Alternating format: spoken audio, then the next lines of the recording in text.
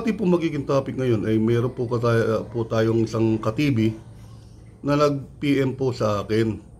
At tinanong po niya, Sir, meron po bang binibigay na grace period si PLDT after ng due date na hindi ka makapagbayad? O disconnected na kaagad? Yun po ang kanyang katanungan, no? So, sagutin po natin.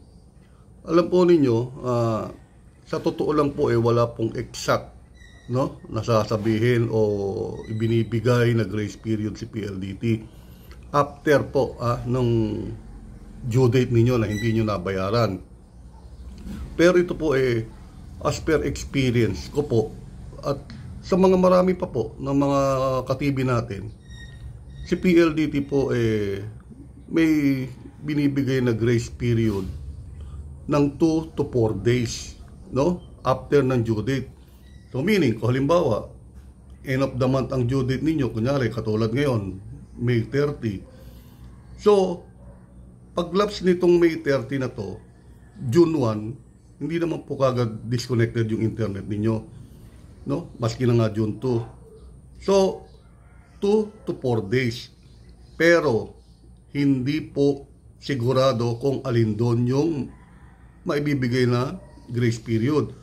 Po pwedeng after 2 days, o po pwede rin mga 3 days or 4 days. So, depende po. Ang mas sigurado po ay kung umabot na ng due date, the next day po dapat bayaran nyo na. Para hanggang sa ganon, meron pa po kayong internet nung nagbayad kayo. Para hindi na po kayo request for reconnection, hindi na kayo tatawag sa 171, kundi automatic tuloy-tuloy na rin po yung inyong internet service, no, after na mabayaran ninyo. So kung saan man kayo nagbayad, online man o kung sa PLDT man, within 2 hours po credited na kagad yung payment ninyo. So ganun po, no, wala pong eksaktong araw o oras o na ibinibigay na grace period si PLDT. So, through experience at sa mga katibi natin, meron naka-experience ng 2 days, meron naka-experience din ng 3 days, meron pa nga po mga inabot pa ng 4 days. Pero, hindi po sure yun kung alin dun sa mga yon, kung 2, 3, or 4 days. Pero mas sigurado tayo, after ng due date natin, kinabukasan, bayaran na natin. Para sa ganon, hindi na tayo ma-restrict sa ating internet service. No?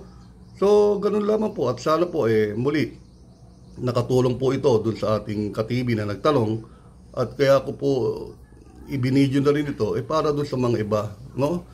Lalo na po yung mga newly installed PLDT internet service. Sila po ang maraming katanungan, no? Puro ang nila Sir, bagong lang po kami, subscribe po lang PLDT, kakakabit lang po, ganyan. So hindi pa po namin alam ang mga patakaran. Katulad yan, meron palang terms and conditions, hindi namin po alam. So tapos yan, paano to, baka ma-disconnect kami, ganyan. Kaya gusto rin namin malaman.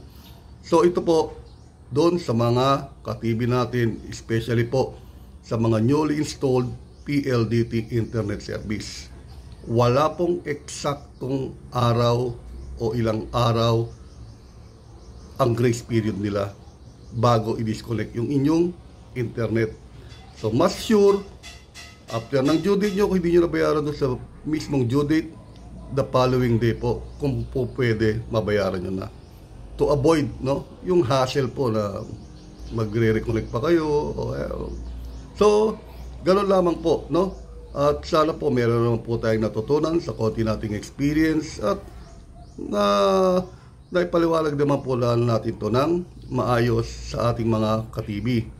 So sa muli, ito po ang inyong lingkod, David Roman TV. Bye!